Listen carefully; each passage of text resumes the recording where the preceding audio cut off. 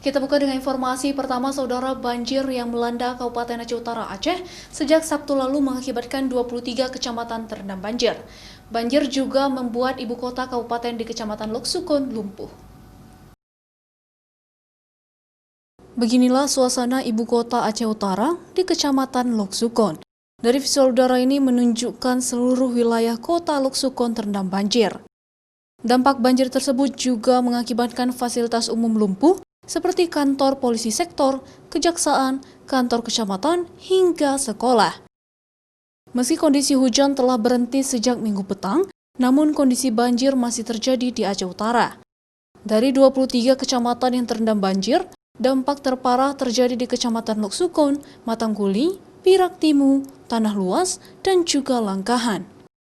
Banjir tersebut terjadi karena curah hujan yang tinggi sejak sepekan terakhir, sehingga menyebabkan sejumlah tanggul sungai jebol seperti Sungai Jambu Aye, Sungai Kerto, Pirak, Beto, dan Sungai Pase. Selain sempat melumpuhkan lintas nasional, dampak banjir juga menyebabkan 2 orang meninggal dunia karena hanyut di bawah arus banjir. 2 orang tersebut yaitu seorang petani tambak warga Kecamatan Tanah Pasir dan seorang santri di sebuah pondok pesantren di Kecamatan Lok Sukon. Namun hingga kini belum ada keterangan resmi tentang perkembangan terkini dari pihak terkait. Zikri Maulana, Kompas TV, Aceh Utara, Aceh.